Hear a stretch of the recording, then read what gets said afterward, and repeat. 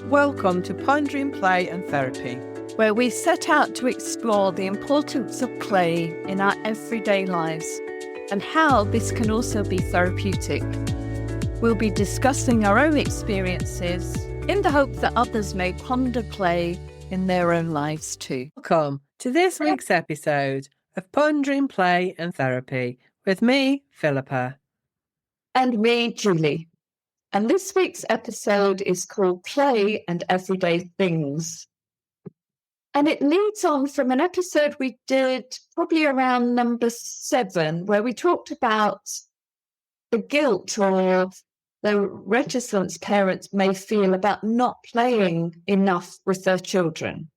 And we had some feedback from a professional about how that episode was so helpful with some of the families that she works with, where in this case it was the mothers feel that they don't do enough sitting on the floor and playing with their children. They don't get the toys out. They don't sit and play a board game. They don't sit and get the arts and crafts out on the table. They're busy. There's lots going on in life. But the guilt and the shame that was brought up by not offering that to their children seemed to be really overwhelming, and yet was missing out what we're going to look at today, which is just the everyday playfulness, sometimes with an object around the house, sometimes just with ourselves as the object, and not having to set aside time to play. Not saying, oh, somebody's advised me or I've read on social media that if I sit and play for 10 minutes every day with my child, that's going to make our relationship better. It may well do. And lots of times I do advocate that for a family. But also there's so many ways of building playfulness into all the tasks that go on from the moment we get up to the moment we go to bed. The eating, the sleeping, the dressing, the tidying, the cleaning. So that's what we're going to look at today. And just before we came on there, I was telling you a story of my dad. My dad was a child, primary school age child during the Second World War, which in the UK was 1939 to 1945. And he was in a city where there was a lot of bombing.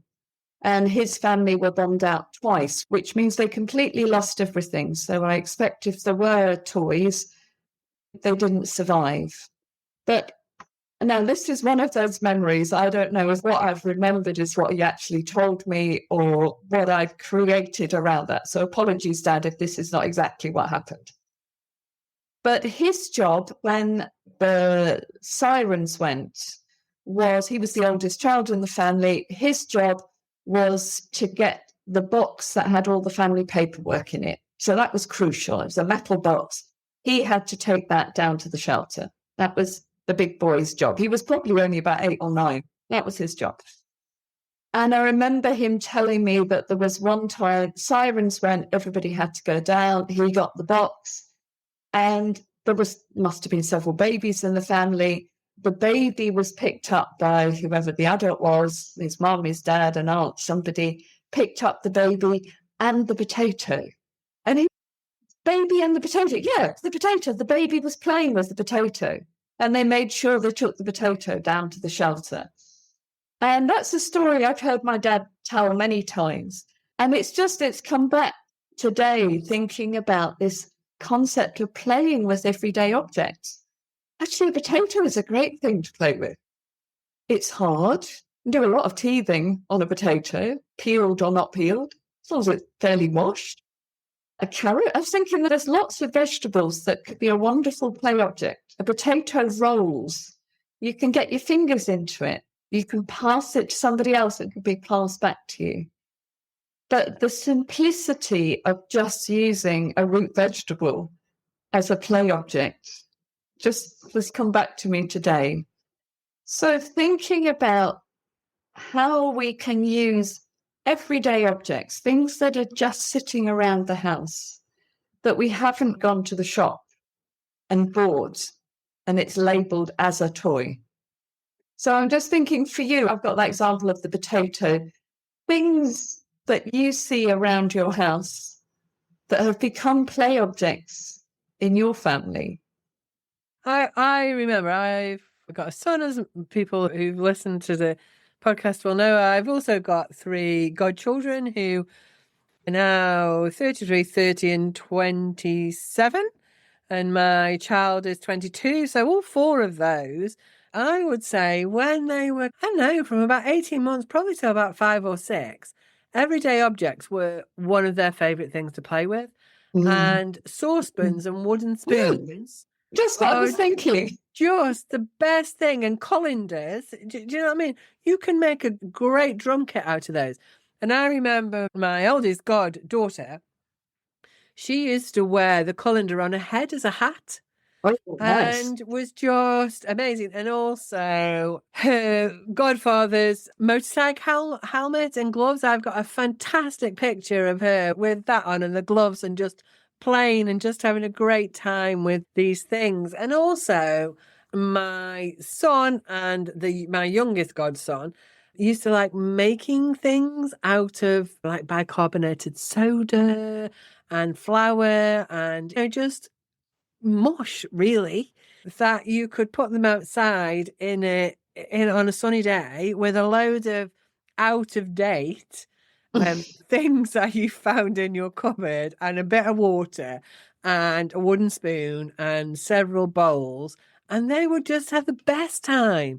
I mean, they need you to go and check and say, oh, what are you making? What does it look like? And pretend to eat it and all those sorts of things. But in general, they would just make these amazing concoctions that they thought were potions or whatever it was. We had a dog when my son was little, and you just have to be careful he didn't eat too much of the baking soda or whatever was falling all over the floor. But they were just, everyday stuff that they had the greatest time with. And cardboard boxes. Who doesn't love a cardboard box? All 4 of those kids loved cardboard boxes. And even now in Theraplay, our admin staff will save cardboard boxes because we make dens out of cardboard boxes. Yeah.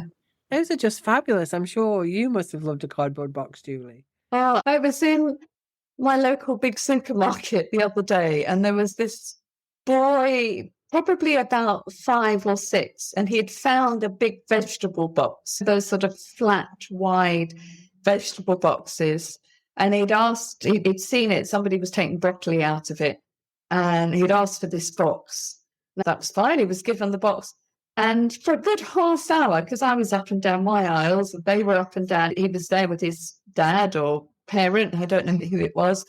And he spent the whole of the shop just scooting himself around the shop in this cardboard box. He sat in the box and pulled himself along the whole shop. And then at the checkout, I saw him and he'd put it on his head and he was waving his arms around. He'd become sort of some astronaut or something. But he was serious about this play, and it allowed the man who was with him, maybe his dad, his uncle, somebody else, to just get on with the shop while he scooted around very, very slowly, but pulling himself along in this box. Shall I tell you a story about my son in the shop? It wasn't really that funny, but it was everyday objects in a really, honestly, mortifying way. So he was, I don't know, running in the shop. He was very tricky to keep still. My little person was, and he liked to move all the time. And thankfully, it was in the shampoo and aisle that down there. It wasn't in the wine aisle. And I don't know what he was playing. Anyway, he put his hand at the beginning of the shampoos in next to the bottle, and then walked down the aisle with his hand in, watching the shampoos fall off like a dominoes. He was absolutely mesmerized and thrilled by this reaction to all these bottles one by one. It wasn't like even fast, he was just watching them fall.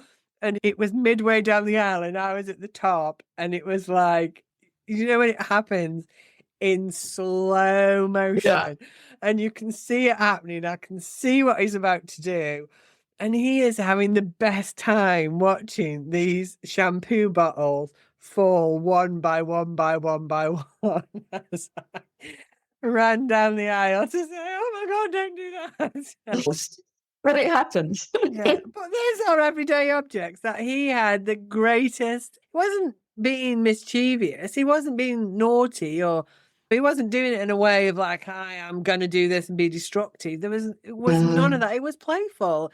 It was enjoyable watching these things fall off one by one. It was Just curiosity. curious. Yeah. That's mean. And I think sometimes you have to see it in that way, don't you? That kids are playing with these everyday objects.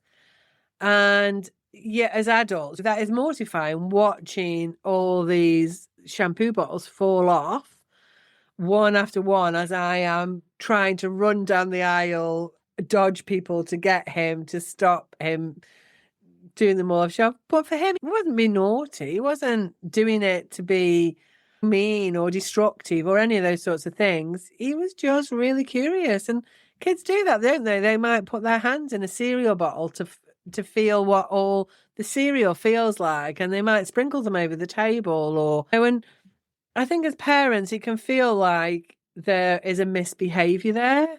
But I wonder if sometimes it's just about being playful, about being curious, about wondering what happens if you crush the Rice Krispies on the table. What happens to all those little rice pops? You know, and yeah, it's a pain in the butt when you've got to clean it up and it does make a mess. And I get if you're going out to school, you try and get everybody out the door, that can add stress to it. But I wonder if sometimes it's just that natural curiosity of a child of wondering, what is this? What does this look like? What does this taste like? What does this? I remember my goddaughter touching the iron when it was hot. Do you know what I mean? And burning her fingers. And again, we told her, don't touch the iron, but you're just curious when you're that age, aren't you? And what does hot mean? Does it mean it's hot like when I have hot drink of chocolate? Well, no, it's a lot hotter than that. Gosh, yeah. That's me. And I'm not, again, advocating that kids should be touching irons, but that curiosity. I think that sense of what's going to happen if I do that, like even like balancing a rubber on the end of a ruler, how far can it go before it tips off? The sort of daft, I suppose, like little mini physics experiments that might be going on a desk all the time. I sit here at my desk when I'm on Zoom. I'm not doing it right now, Philippa, but lots of times I would have got a whole load of lovely paper clips. And I love clipping all the paper clips together and putting them into patterns and then unclipping them again. Is that play? Yeah, I think so. I love sharpening a pencil till it's just that little bit sharper than it needs to be. And just the curiosity, just the sort of fiddling with things can be wonderful. For me as myself, but also me with a little person as well, just to play with, as you say, the saucepans, having that drawer at the bottom of the cupboard that's got things that little people can safely use. Yeah, you might have your drawer stops, you know, those locks on lots of other drawers in the kitchen. But the bottom drawer could be the wooden spoons and a few saucepans. And there's nothing better for a 2-year-old than to just open and close a cupboard. That can just feel great to get everything out and get everything back in again, over and over and over again. That just sort of playfulness while the adult is doing something else, but we're in the same space. So we've got that sort of playfulness where the child may be doing their thing while the adult is going on with their thing, the cooking, the cleaning, the clearing up. But to be in the same space together. Yeah, and isn't it? That's about how we find out about the world. We do the same still as adults, don't we? Doing this podcast, we've had to try out loads of different ways. And we know we're on, I know, episode 10, 11 now. We've got more and different things than we started with in episode 1 because we've had to test out what and how we do it. And I guess when you're a little person, you're testing out all these things, aren't you? Even as a mid-aged child, you get access to more things that you can reach and that you can see. And you might have adults that tell you what they do or what they don't do or what you should or shouldn't do with them. But part of our natural ability to develop, to be creative, to do new things, is to find out for yourself in many ways. And if we didn't have kids that were curious, that messed about, that pushed these things, then we wouldn't have adults that did that. And therefore, we wouldn't have all the amazing things that we've got. That curiosity is what, in some ways, makes us different to other mammals, isn't it? That ability to be curious, to develop things. So why wouldn't you be curious about those shiny things at the back of the cupboard or all those jars in the kitchen or whatever it is? That's that. So there's the kind of play and curiosity that's sort of verging a bit on learning, but not the sort of learning where you set up in advance what's going to happen. But there's the kind of play that might be called you're just mucking around with something. It's not structured time. It's not you're going to start it at this time and end at this time. And there isn't a task, but there are some everyday objects lying around. See what happens if you muck around with them and what you make of them. And that's for adults and little children and big children and teenagers. Anybody could do that. If you've just got a bit of space and a bit of time and a few everyday objects to just see what happens.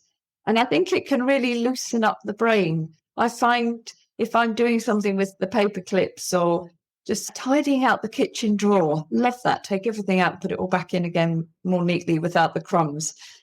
I can often think about things that I'm finding difficult to think about while I'm doing a task like that. And I almost think of it as play. I'm thinking as well, and thinking about this play in everyday objects, about the everyday tasks, the getting up, between the getting up and the going to bed at night, all the tasks that keep us alive, and how we might build in a bit of playfulness, especially with an adult and a child. How do we build in a bit of playfulness without it stopping the task happening?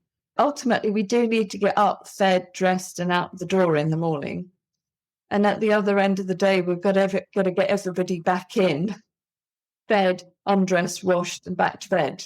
You know, that's the basic routine, whatever age we are, whether we've got an 18-month-old or an 81-year-old in the house. Basically still the same routine. Get up, fed, washed, cleaned, and off to do whatever you're doing. And reverse all that at night. So all over the world, that those tasks are happening billions of times a day. I often stand at the railway stations. I live right opposite a railway station, so I can see the trains going in and out. And sometimes if I'm standing there, say at 7 o'clock in the morning, if it's a commuter day for me, and there'll be, 200 people standing on that platform and thinking, that's a lot of showers. That's a lot of beds that have been made or not made. That's a lot of socks that have gone on.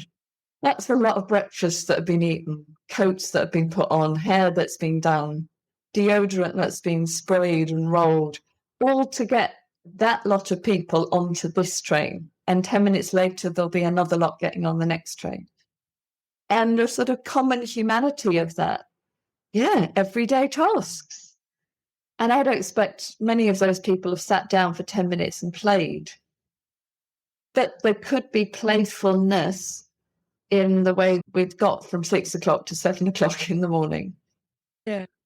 So I'm thinking about things like putting socks on with a child and counting toes, twiddling toes, playing some sort of little daft game, whatever suits you and your family. Just in getting socks on or getting shoes on.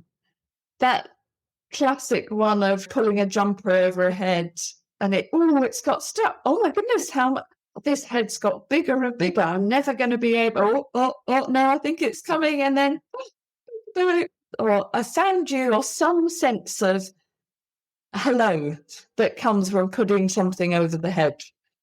So, yeah, Philippa, for you, just those everyday tasks that have to be done, how can they become playful?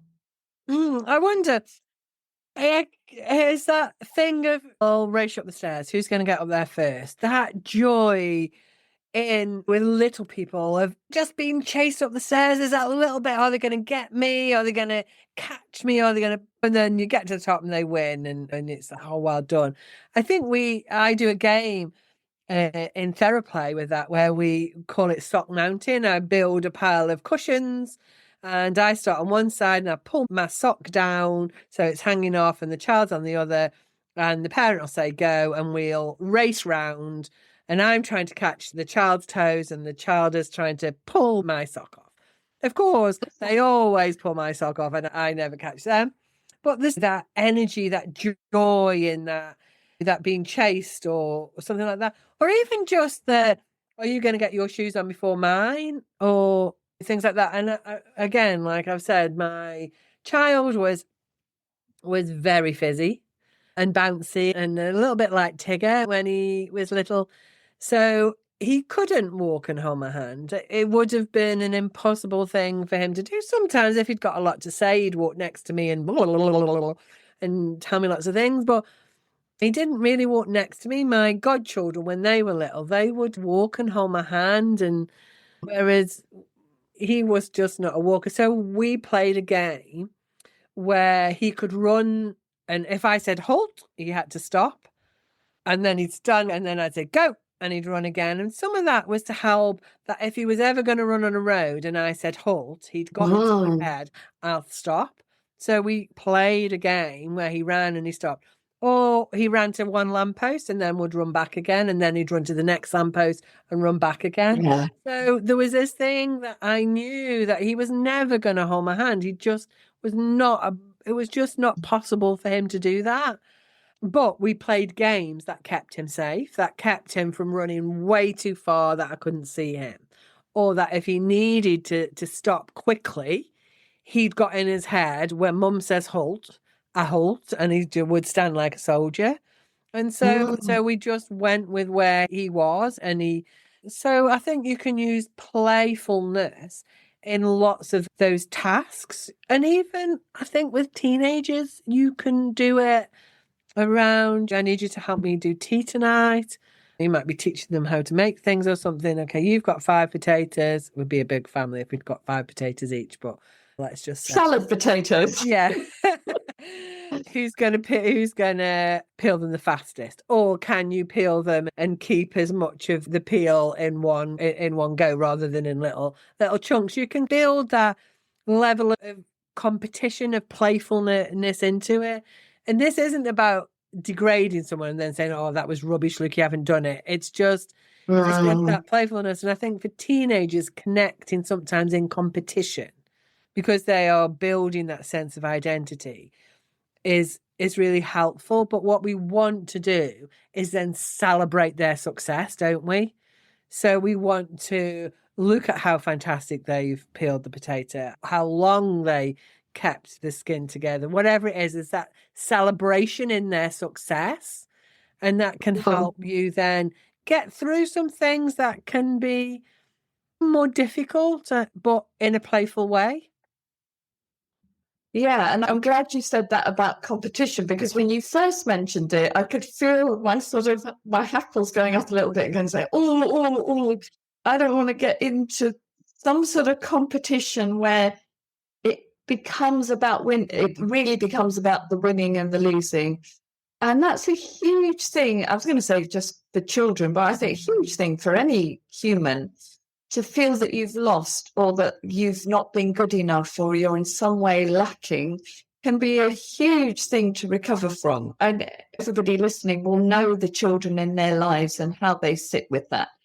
Some children can really relish that, and some children can really feel very, very hurt by a competition or any sense that they might lose. And so that they'll never enter into anything that's about a competition. But I suppose one of the things I'll often do is say, okay, between us, how many of these can we get done? Right. Okay, you reckon we can peel 8 potatoes in 3 minutes? Okay, I reckon we're going to get 5 potatoes in 3 minutes. Okay, let's see if together we can do the task and see who's won the guessing bit. So that might be another way of thinking of it. Absolutely. I remember my youngest godson, he would never tidy up, ever. He had got a real strong will, but he would be able to put his toys in the basket if you did that. Like, and we might have a competition that we both had to get together. Yes. So, can we put all these toys away before the second hand gets round there again? Yeah. He would. The thing about it is, though, is then you have to be mindful that they are going to be doing it fast. So the potatoes might not be peeled perfectly. Well, that's it. The toys might get slammed in the thing, and you've got to then not as a parent, not tell them off for that. Have you put them in carefully? If you're putting that sense of urgency in, there's a little bit of finesse that's not going to be there, isn't there? So I like that. The finesse. I remember one of my brothers, when his children were very little, he'd have them sat on the floor in the kitchen with a sort of fairly blunt knife, chopping up the cucumbers and the tomatoes and things. And he says, one of the things about having young children is you just get used to very strange shaped vegetables and salad. You just need to get used to doing their stuff. For some reason unknown to the rest of us, he used to put rubber gloves on his feet and my brother would put the yellow rubber gloves on his feet and become the ducky while he was doing the cooking at the kitchen. And the children would be at the ducky's feet, chopping in very strange shapes all the vegetables and things to go into the pot. But I remember him saying, yeah, absolutely. If you've got young children, you just get used to strange shaped vegetables. Oh, that made me think, that ducky thing. Have you ever seen The Holiday with Jude Law and Cameron Diaz and what's the English actress name? I can't remember. Anyway, Cameron Diaz and Jude Law's got these 2 little children, and she goes for dinner, and they say to him, "Daddy, do napkin head." And it's so sweet. And it's a bit like the rubber gloves on your brother's feet, as he puts this napkin over his head and then puts his glasses back on and then talks in this funny voice with his napkin head that make these little children really laugh. And it's quite an amusing scene. But those kind of things are just so lovely, aren't they? If you can use those rubber gloves, napkins, those everyday things that you can just be playful with. Yeah, be a bit daft with. And just, it becomes then that family or that unit or that relationship. It's the culture of just that family. So in your example with the film, the napkin head, that was created, I guess, around their own table or their own place in their own flat or wherever they live. And then, wow, it becomes really weird when you take it outside that, because something that's very normal in one family, like putting rubber gloves on your feet while you're doing the cooking, is not normal. It's not typical in most families, but it becomes the thing that family does. And I think often for children who've moved into a family or created family through adoption or through foster care or through moving from one family to another, they've moved from their birth mother to their grandparents, there's a real need and desire for everybody to create the new culture. What are the things we do? What are the things that make us laugh? What are the things that in this household we just need to say a word and everybody knows what it means?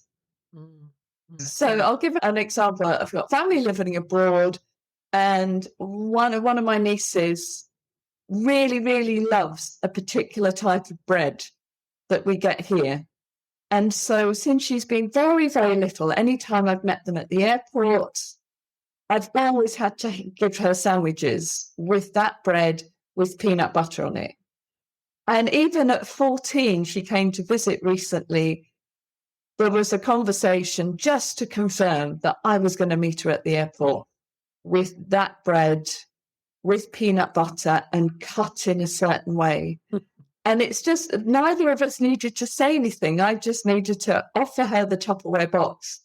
And she just needed to sit on the train on the way back from the airport, smiling. And that was us back connected. Because for 10 years, every time I've met her at the airport, I've always handed her that type of sandwich. And it's just her. That's what she and I have together. We've got lots of other things we do together. But every relationship and every family can create its own culture around playful things like that, that mean I know you, you know me. We like that we've got this thing going together. And I don't know how old she will be when she stops wanting that sort of sandwich when she comes. God help the supermarket if they ever stop making that bread. Because it's making me think when you're talking about that. Thinking of one of our very early episodes. I think it might have been episode 2. We talked about play and safety. And we talked there about how play makes connection, which I guess is what you were talking about. You're talking about reconnection and developing those things. But I suppose in the light of everyday objects, how children are really inventive, I think, when they're outside, maybe. I'm sure they do it inside. But I suppose I'm thinking you might find kids and you take them to the park and then all of a sudden they meet children that they didn't know. Or I guess even in places where there's been destruction of the homes or whatever, and they can find objects and play with them, whether they are tree branches that become swords, or they found something round and it becomes a football, or they hide in the bracken and it becomes their fort, or whatever it is. That children are really inventive if you give them the freedom to be able to connect everyday objects and play. And it can be anything, even sitting out for a meal and rolling up a napkin and playing finger football across the table or something like that. There's children, and I suppose adults, but particularly children and young people, can find ways of connecting with everyday objects playfully that brings them into the space of others that they have never met before and may never see again. But they get some joy from that. Yeah, so not just everyday objects and playing within your family and creating the relationships within that, but using playfulness with an everyday object in meeting somebody new, or sitting in a waiting room, or sitting in transport. As you say, meeting somebody in the park. I was thinking even just out walking the dog, if you've got a dog. You're a dog person, I'm a cat person, but just the playfulness that can arise with a pebble that you start kicking down the street. And then, you've lost your pebble, you've picked up another one, and then you start passing it to the person next to you, and then it becomes a game. And how quickly that playfulness, that spontaneous playfulness, becomes connecting.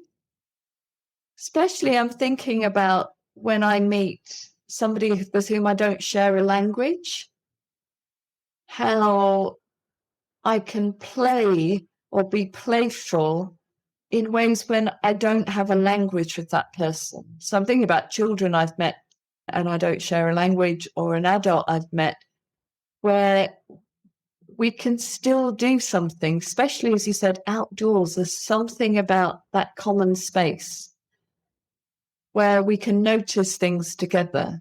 We can pass things back and forth between us, and language doesn't need to have to be part of it.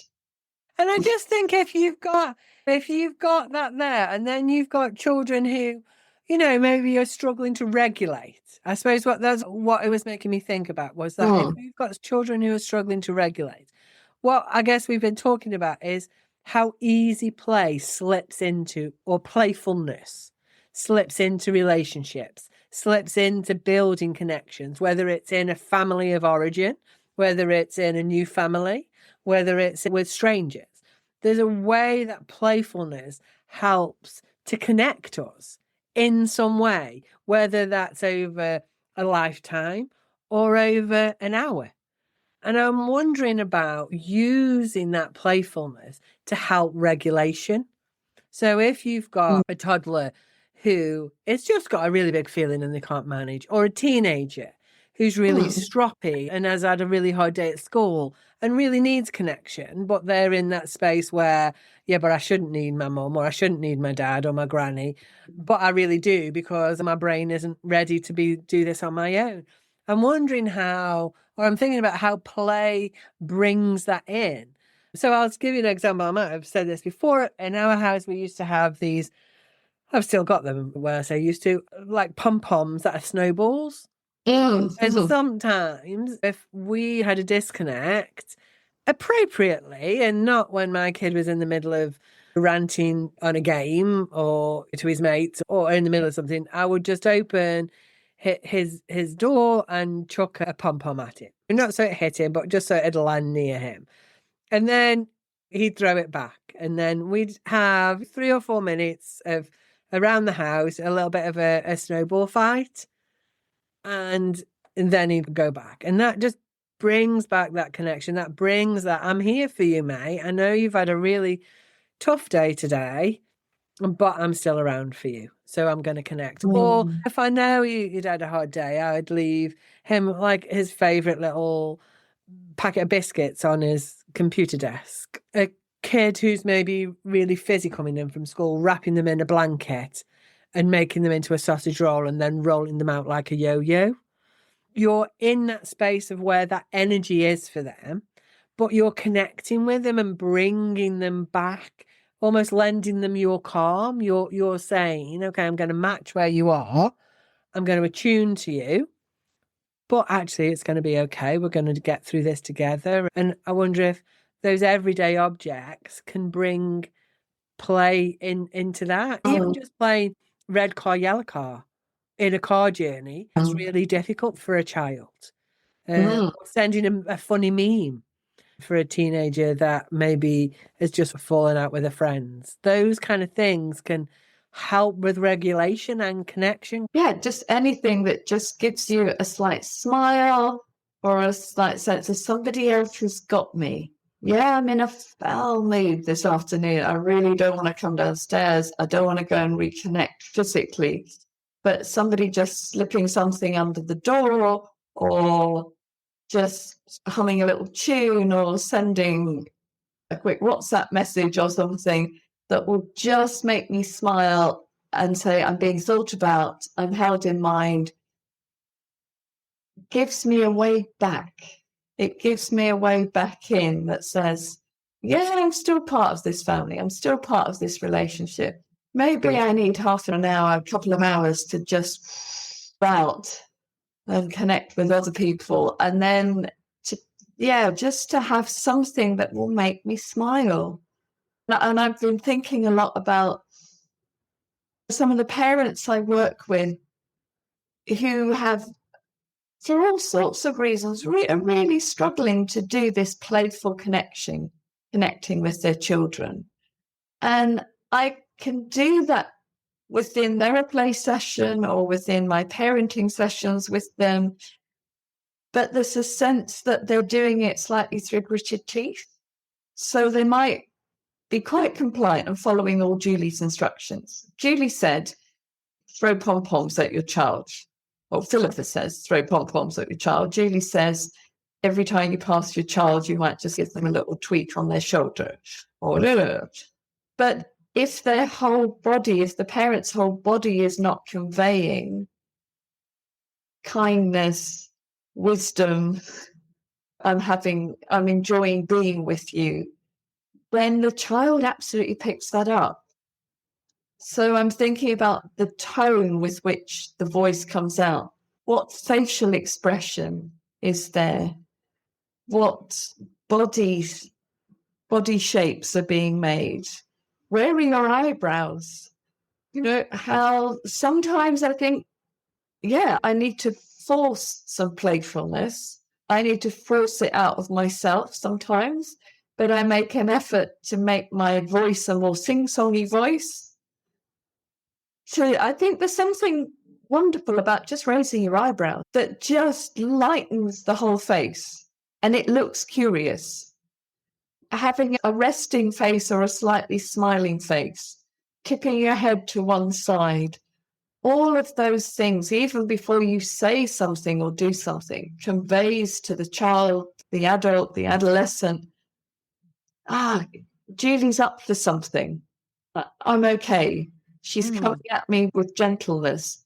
Even though sometimes inside I'm like, oh gosh, this is hard. But actually what this other person needs from me right now is some playfulness, the curiosity, the empathy. And I need to dig a bit deeper sometimes to find that, so that it's not just in the action of saying, let's peel the potatoes together. It's in my voice and the way I say it. Ooh, okay, we've got this whole bag of potatoes to get through. I know it's huge, but if we don't do this, we're not getting any dinner. Right. Do you want to do the even?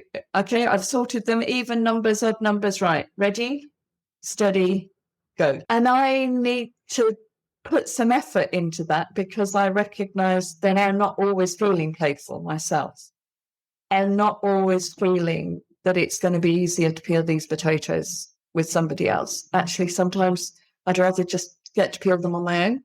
But especially if I've had a fallout with a young person, I need to find a way, we've talked about this before, open the door to let them back in so that I'm not grumpy and in the kitchen and they're grumpy and in their bedroom waiting for me to feed them.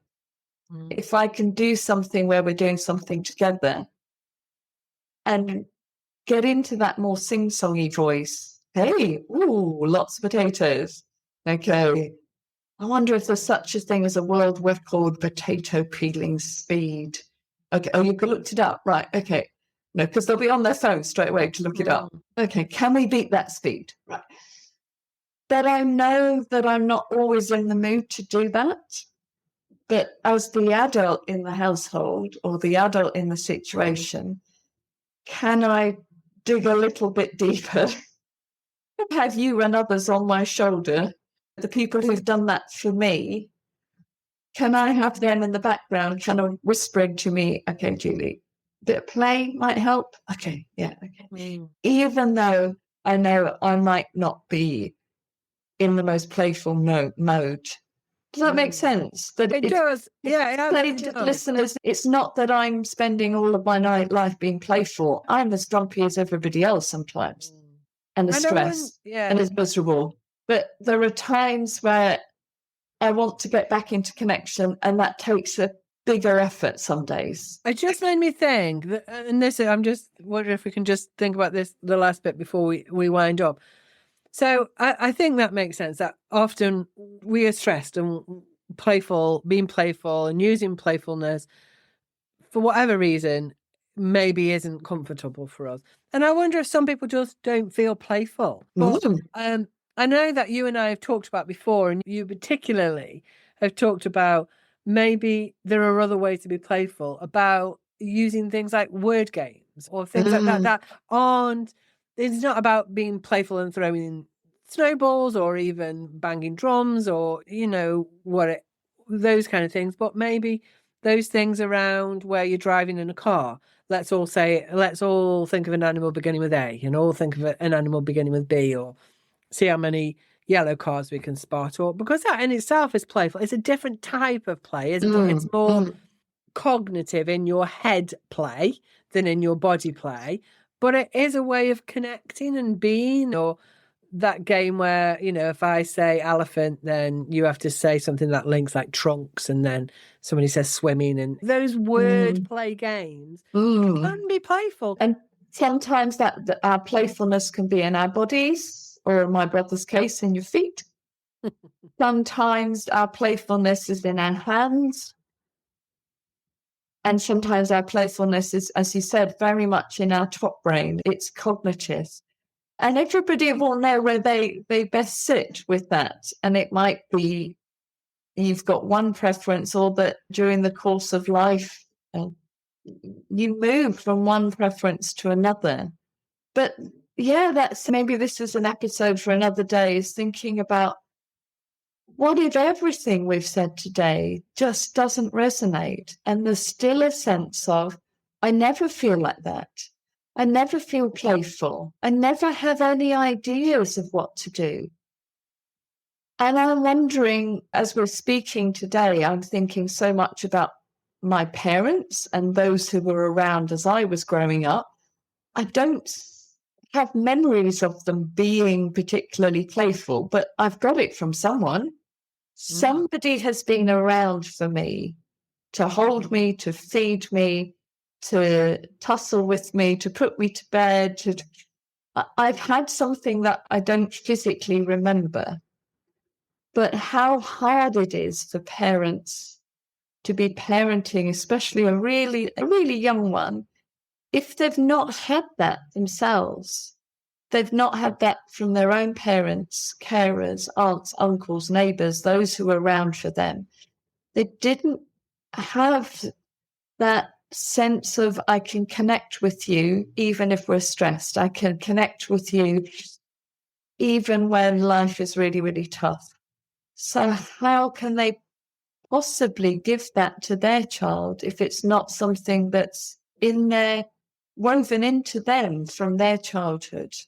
And you and I both work with families where that's part of their beginning in life and they become a parent. And who is the parent to them then? Yeah. The health worker, the social worker, the therapist, the GP.